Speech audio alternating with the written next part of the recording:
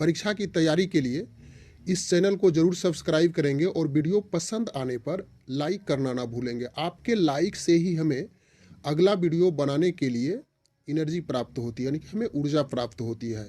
तो चलिए ना अधिक समय गवाए हम लोग प्रश्न की शुरुआत करते हैं। पहला प्रश्न, मनुष्य में कुल कितनी हड्डियां होती है? ऑप्शन है 212, 206, 202 और 200 है।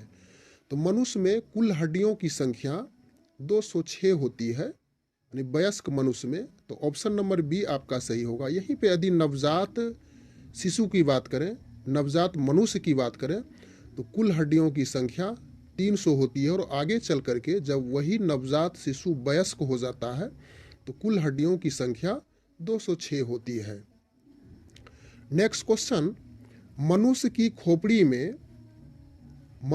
खोपड़ी में कितनी अस्थियां होती है, यानी कि मनुष्य की खोपड़ी में कुल हड्डियों की संख्या कितनी होती है? 8, 30, 32, 34। तो आपका राइट आंसर 8 होगा, यानी कि ऑप्शन नंबर ए हो जाएगा। अगला प्रश्न है तीसरा नंबर, मनुष्य के शरीर में पसलियों के कितने जोड़े होते हैं? यानी कि मनुष्य के शरीर में पसलियों के कितने जोड़े होते हैं? ऑप्शन है 12, 10, 14, 11। तो कुल 12 जोड़े होते हैं, अर्थात 24 पसलियां मनुष्य के शरीर में पाई जाती है। अगला प्रश्न, शरीर की सर्वाधिक प्रबल अस्थियां, यानी कि शरीर में मौजूद सबसे मजबूत अस्थियां किसकी होती है? जांघ में, या तो जबड़े में, भुजा में, या तो फिर गर्दन में। इसे गर्दन पढ़िएगा, गर्दन में। तो मनुष्य की सर्वाधिक मजबूत, सर्वाधिक प्रबल, सबसे स्ट्रोंग अस्थियां जांघ में होती है। ऑप्शन नंबर बी आपका सही हो जाएगा। और यहीं पे बात कुछ करें छोटी हड्डी, तो छोटी हड्डी स्टेपीज हो जाती है, जो कि कान में पाया जाता है। उम्मीद है कि आगे चल करके यह प्रश्न हमें मिलेगा। अगला प्रश्न, मानव शरीर की सबसे छोटी हड्डी, जिसकी चर्चा हम लोग पीछे किए थे, मानव शरीर की सबसे छोटी हड्डी है नाखून, जबड़े की, स्टेपीज या तो नाक की। तो अभी तुरंत चर्चा किए थे, सी नंबर ऑप्शन होगा, स्टेपीज सबसे छोटी हड्डी है। अगला प्रश्न है, मनुष्य के शरीर में पैर की हड्डी होती है। ऑप्शन है खोखली, ठोस या तो फिर कीलक, इनमें से कोई नहीं। तो मनुष्य के शरीर में पैर की हड्डी खोखली होती है। ऑप्शन नंबर ए हो जाएगा। अगला प्रश्न है, टीबिया नामक हड्डी, यानी कि टीबिया नामक हड्डी किस में पाई जाती है? खोपड़ी में, टांग में, भुजा में, या तो फिर मुंह में। तो टीबिया नामक हड्डी टांग में पाई जाती है। ऑप्शन नंबर बी हो जाएगा। टीबिया मीन्स टांग हो गया, इसे इस प्रकार से भी याद रख सकते हैं कि टीबिया नामक हड्डी टांग में ही पाई जाती है।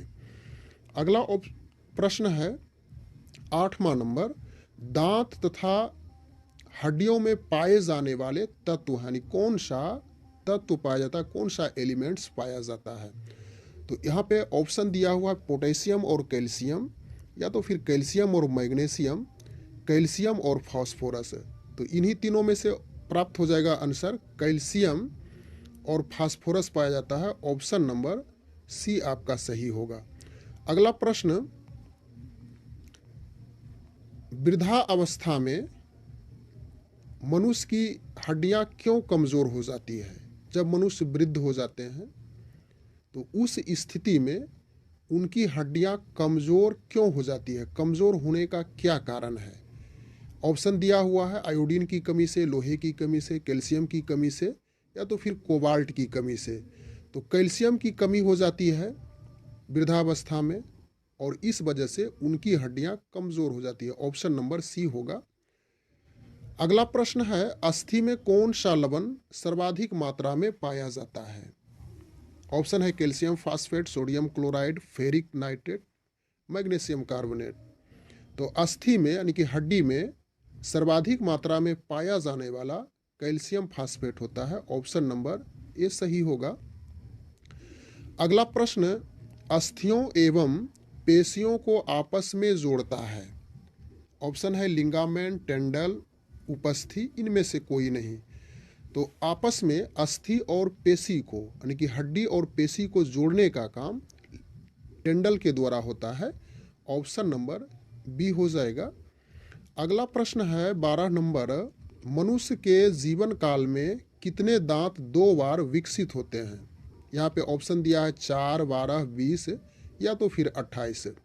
तो मनुष्य के जीवन काल में 20 दांत 2 बार विकसित होते हैं। ऑप्शन नंबर यहाँ पे आपका सी हो जाएगा, नीचे दिया हुआ था ऑप्शन। अगला प्रश्न है 13 नंबर, मानव शरीर में पाचन का अधिकांश भाग किस अंग में संपन्न होता है? तो इसका ऑप्शन पेनक्रियाज है, बड़ी आंत में, छोटी आंत में या तो फिर आमाशय में। तो आपका राइट ऑप्शन छोटी आंत हो जाएगा, ऑप्शन नंबर सी। और पाचन क्रिया की बात की जाए तो पाचन क्रिया मुख से ही प्रारंभ हो जाती है, यानी कि मुख से ही प्रारंभ हो जाती है। अगला प्रश्न है, मनुष्य में पाचन क्रिया कहाँ से प्रारंभ हो जाती है? अभी तुरंत इसकी चर्चा हम लोग किए थे, तो यह मुख से प्रारंभ हो जाएगा, ऑप्शन नंबर सी ही इसका होगा। अगला प्रश्न है 15 नंबर, मानव की पाचन नली, यानी कि मानव की पाचन नली लगभग कितने फीट लंबी होती है? 16, 18, 22 या तो फिर 32। तो 32 फीट यह लंबी होती है, ऑप्शन नंबर डी होगा। अगला प्रश्न, पाचन तंत्र का हिस्सा नहीं है। तो ऑप्शन यहाँ पे हम लोग देख लेते हैं, पाचन तंत्र का हिस्सा क्या नहीं है? तो यकृत है, पित्ताशय है, आंत है, लेकिन कॉर्निया नहीं है। कॉर्निया यह आंख का एक पार्ट्स है, आंख का एक हिस्सा है। तो आपका सी नंबर ऑप्शन सही होगा। अगला प्रश्न है, लार में कौन सा एंजाइम पाया जाता है? रेनिन, टाइलिन, टेनिन या तो फिर रेजिन। तो लार में टाइलिन नामक एंजाइम पाया जाता है, ऑप्शन नंबर बी होगा। 18 नंबर प्रश्न, पेट में भोजन को पचाने के लिए किसकी खास आवश्यकता होती है? ऑप्शन है हवा, पानी, एंजाइम या तो फिर खनिज। यह प्रश्न आपके लिए मैं छोड़ रहा हूँ, निश्चित रूप से कमेंट के माध्यम से इसकी जानकारी लोगों तक पहुँचाने का प्रयास करेंगे, कौन सा इसका ऑप्शन सटीक होना चाहिए। इसके बाद नेक्स्ट क्वेश्चन, मुख से निकली लार किसका पाचन करती है? यानी मुख से जो लार निकलती है वह किसके पाचन के लिए सहायक है? ऑप्शन है प्रोटीन, स्टार्च, वसा। एक ऑप्शन नीचे भी है, लेकिन इसी में से इसका आंसर है स्टार्च होगा, ऑप्शन नंबर बी सही है। अगला प्रश्न 20 नंबर, किस अम्ल की उपस्थिति मानव पेट में होती है? ऑप्शन है सल्फ्यूरिक अम्ल, हाइड्रोक्लोरिक अम्ल, नाइट्रिक अम्ल या तो फिर पिक्रिक अम्ल। तो आपका हाइड्रोक्लोरिक अम्ल की HCl पेट में मौजूद होता है, ऑप्शन नंबर बी सही होगा। अगला प्रश्न 21 नंबर, प्रोटीन का पाचन कहाँ से प्रारंभ होता है? यानी कि प्रोटीन का पाचना, प्रोटीन का डाइजेशन कहाँ से प्रारंभ हो जाता है? ऑप्शन छोटी आंत, मुख गुहा, ग्रास नली या तो फिर उदर। तो इसका राइट आंसर डी होगा, उदर से प्रारंभ हो जाता है। अगला प्रश्न है, पचे हुए भोजन में मौजूद विषैला पदार्थ कौन सा अंग चूषण करता है? ऑप्शन आपके समक्ष है अमाशय, अग्नाशय, वृक्क या तो फिर यकृत। तो आपका राइट आंसर यकृत हो जाएगा, यानी कि जिसे अंग्रेजी में लीवर कहा जाता है, ऑप्शन नंबर डी सही है। अगला प्रश्न है, पेप्सिन है एक, पेप्सिन क्या है यह पूछा गया है। यहाँ पे ऑप्शन दिया हुआ है एंजाइम, हार्मोन, विटामिन या तो फिर खनिज है। तो पेप्सिन एक एंजाइम के रूप में जाना जाता है, ऑप्शन नंबर ए होगा। पित्त का निर्माण होता है, पित्त का निर्माण कहाँ पे होता है? ऑप्शन है यकृत, अमाशय, अग्नाशय या तो फिर ग्रहणी से। तो पित्त का निर्माण यकृत से होता है, ऑप्शन नंबर ए होगा। और पित्त का प्रमुख कार्य है वसा का पायसीकरण, पायसीकरण जिसे इमल्सीकरण भी कहा जाता है। अगला प्रश्न, पेसमेकर का संबंध किससे है? पेसमेकर का संबंध किससे है? गुर्दा से, दिमाग से, फेफड़ा से या तो फिर हृदय से। तो पेस मेकर का संबंध हृदय से होता है, ऑप्शन नंबर डी। और पेस मेकर को गति प्रेरक यानी कि अन्य नाम में गति प्रेरक इसके रूप में भी जाना जाता है, तो इसे भी याद रखेंगे। अगला प्रश्न है 26 नंबर, सोते समय रक्त दाब में क्या परिवर्तन होता है? बढ़ता है, घटता है, दोनों होता है, या तो फिर इनमें से कोई नहीं? तो सोते समय रक्त दाब यानी कि जो ब्लड प्रेशर है वह घट जाता है, ऑप्शन नंबर बी होगा। अगला प्रश्न जार्विक सेवन है, यानी कि जार्विक सेवन क्या है? इलेक्ट्रॉनिक पैर, पेसमेकर, कृत्रिम हृदय, या तो फिर कृत्रिम नेत्र है? तो जार्विक सेवन एक कृत्रिम हृदय है, ऑप्शन नंबर सी हो जाएगा। इसके बाद हम लोग 28 नंबर प्रश्न में आ चुके हैं। लब डब आवाज किस अंग से संबंधित है? ऑप्शन है यकृत, वृक्क, हृदय, या तो फिर फेफड़ा। तो आपका राइट आंसर हृदय होगा, यानी कि हृदय में ही लब डब की एक आवाज होती है, तो ऑप्शन सी सही है। अगला प्रश्न है 29 नंबर, स्वस्थ मनुष्य में प्रति मिनट हृदय स्पंदन कितना होता है? हृदय कितने बार धड़कता है, यह पूछा गया है। बहुत आसान सा क्वेश्चन है, तो आपका राइट आंसर 72 होगा, यानी कि ऑप्शन नंबर सी। अगला प्रश्न, मानव हृदय में कितने कोष्ठक यानी कितने चेंबर पाए जाते हैं? बहुत सिंपल है, 4 चेंबर पाए जाते हैं, ऑप्शन नंबर सी होगा। आगे है 31 नंबर, नाड़ी दर कहाँ से मापा जाता है? यानी कि नाड़ी दर किससे मापा जाता है? शिरा से, धमनी से, त्वचा से, या तो फिर तंत्रिका तंत्र से? तो यह धमनी से मापा जाता है, ऑप्शन नंबर बी आपका राइट होगा। 32 नंबर प्रश्न, स्वस्थ मनुष्य का रक्तचाप कितना होता है? तो इसे हम लोग जानते हैं 120/80 यानी कि 120/80 mm पारा होता है। और यह जो रक्तचाप मापने का यंत्र है, इस स्फिग्मोमेनोमीटर इसे कहा जाता है, इसे भी याद रखेंगे। अगला प्रश्न है 33 नंबर, दौड़ लगाते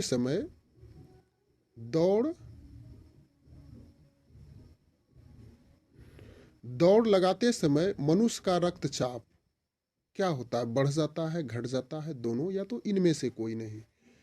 दौड़ लगाने में रक्तचाप निश्चित रूप से बढ़ जाता है, ऑप्शन नंबर ए होगा, यानी कि ब्लड प्रेशर हाई हो जाता है, बढ़ जाता है। हाई नहीं से कहिए, यानी बढ़ जाता है, जो समान अवस्था है उससे थोड़ी सी बढ़ जाती है। अगला प्रश्न है 34 नंबर, मानव शरीर में हृदय का कार्य है। मानव शरीर में हृदय का क्या कार्य है? पंपिंग स्टेशन की तरह शरीर को ऊर्जा देना, तापक्रम बढ़ाना, या तो फिर इनमें से कोई नहीं? तो आपका राइट ऑप्शन ए ही होगा, पंपिंग स्टेशन की तरह मानव शरीर में हृदय कार्य करता है।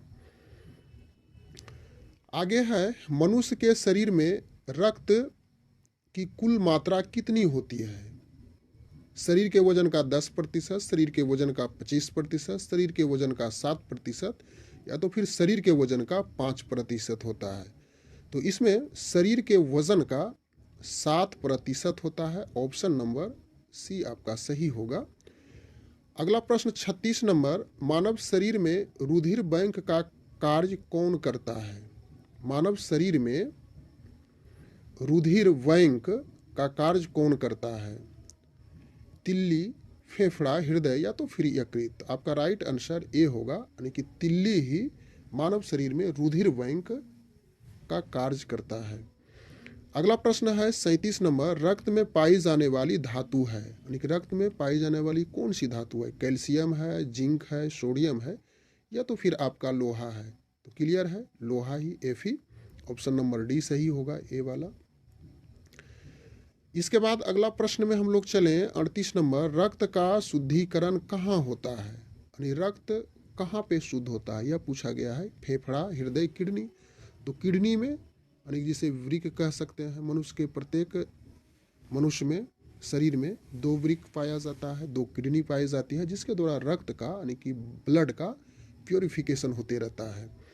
अगला प्रश्न है 39 नंबर, मानव शरीर में खून के शुद्धिकरण की प्रक्रिया को कहते हैं, क्या कहा जाता है? डायलिसिस, हीमोडायलिसिस, ऑस्मोसिस, या पैरालिसिस?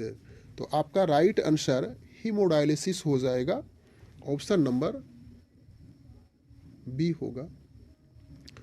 आगे चलें अगला प्रश्न में 40 नंबर, रक्त में लाल रंग निम्न में से किसके कारण होता है? तो यह क्लियर है कि हीमोग्लोबिन के कारण लाल होता है, ऑप्शन नंबर बी होगा। अगला प्रश्न है, मानव शरीर के भीतर खून किसकी उपस्थिति के कारण नहीं जमता है? किसकी उपस्थिति के कारण नहीं जमता है? तो हीमोग्लोबिन, हिपेरिन, या तो फिर अगला है फाइब्रिनोजेन, या तो फिर इनमें से कोई नहीं। यानी कि मानव शरीर के भीतर खून किसकी उपस्थिति के कारण नहीं जमता है? तो राइट आंसर आपका हिपेरिन होगा, बी नंबर। अगला प्रश्न है 42 नंबर, रुधिर के प्लाज्मा में किसके द्वारा एंटीबॉडी निर्मित होती है? ऑप्शन आपके समक्ष है, मोनोसाइट, लिम्फोसाइट, यहाँ पे मोनोसाइट है, इसके बाद है लिम्फोसाइट, अगला है सी नंबर एसियोनोफिल, न्यूट्रोफिल। तो आपका राइट ऑप्शन लिम्फोसाइट बी हो जाएगा। अगला प्रश्न 43 नंबर, कुल प्रश्न की संख्या यहाँ पे हम लोग 50 से पढ़ेंगे, लेकिन इसका जो पार्ट्स प्रश्न है उससे जुड़ करके 50 से अधिक प्रश्न बन जाएगा। तो लाल रक्त कणिकाएं कहाँ उत्पन्न होती है? ऑप्शन है तिल्ली, वृक्क, यकृत, या तो फिर अस्थि मज्जा में। तो लाल रक्त कणिकाएं अस्थि मज्जा में उत्पन्न होते हैं, यानी कि अस्थि मज्जा में लाल रक्त कण का निर्माण होता है, लाल रक्त कण का जन्म होता है। अगला प्रश्न है, सफेद रक्त कण जिसे WBC कह सकते हैं, यानी सफेद रक्त कण का मुख्य कार्य का क्या है? तो इसका राइट आंसर रोग प्रतिरोधक क्षमता धारण करना, ऑप्शन नंबर सी हो जाएगा। आगे है 45 नंबर, रक्त समूह की खोज किसने किया? तो रक्त समूह की खोज किसने किया? लैंडस्टीनर, डिवाइन, दोनों, या तो फिर इनमें से कोई नहीं। तो रक्त समूह की खोज करता लैंडस्टीनर को जाना जाता है, ऑप्शन नंबर ए होगा। अगला प्रश्न है 46 नंबर, किस रुधिर वर्ग में एंटीबॉडी नहीं पाया जाता है? ए बी, ए बी, या तो फिर ओ।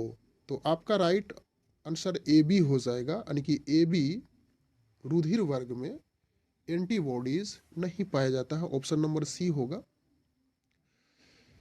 47 नंबर प्रश्न में हम लोग आ चुके हैं। एंटीजन एक ऐसा पदार्थ है जो शरीर के तापमान को कम करता है, हानिकारक जीवाणुओं को नष्ट करता है, प्रतिरक्षी के निर्माण को बढ़ावा देता है, विष से बचाव के लिए प्रयोग किया जाता है। तो आपका राइट आंसर प्रतिरक्षी के निर्माण को बढ़ावा देता है, ऑप्शन नंबर सी होगा। आगे है, कौन सा रक्त समूह सर्वग्राही है? यानी सर्वग्राही प्राप्त करने वाला ए बी ओ या तो फिर ए बी है। तो ए बी को सर्वग्राही कहा जाता है, ऑप्शन नंबर डी आपका सही है। अगला प्रश्न है, यदि किसी पुरुष का रक्त वर्ग ए बी है, ध्यान से इसको पढ़िएगा, यदि किसी पुरुष का रक्त वर्ग ए बी हो तथा महिला का रक्त वर्ग बी हो, तो उनकी संतानों में कौन सा रक्त वर्ग उपस्थित नहीं हो सकता है, यह पूछा गया है। तो ए बी, या तो फिर बी, ए या ओ। तो आपका राइट आंसर ओ होगा, यानी कि ऑप्शन नंबर डी होगा। यदि किसी पुरुष का रक्त वर्ग ए बी है, पुरुष का ए बी हो गया और महिला का बी हो गया, तो उनकी संतान में ओ उपस्थित, यानी कि ओ रक्त वर्ग उपस्थित नहीं हो सकता है। अंतिम प्रश्न में हम लोग आ चुके हैं 50 नंबर, यदि एक पिता का रक्त वर्ग ए है, माता का रक्त वर्ग ओ है, तो उसके पुत्र का कौन सा रक्त वर्ग हो सकता है? ऑप्शन है बी ए बी ओ, या तो फिर बी ए बी, या तो ओ हो जाएगा। तो यहाँ पे ऑप्शन नंबर डी आपका सही होगा, यानी कि यदि एक पिता का रक्त ओ है और माता का रक्त वर्ग ओ है, तो उसमें बी भी हो सकता है, ए बी भी हो सकता है, अथवा ओ भी हो सकता है। तो यह अंतिम प्रश्न था। इस प्रकार से हम लोग कुल 50 प्रश्न को इस वीडियो के माध्यम से पूरा किए बहुत कम समय में, और इससे जुड़े हुए कुछ पार्ट्स प्रश्न को भी देखें जो आगामी परीक्षा के लिए काफ़ी महत्वपूर्ण होगा। बस आज के वीडियो में इतना ही। Thanks for watching. Good bye.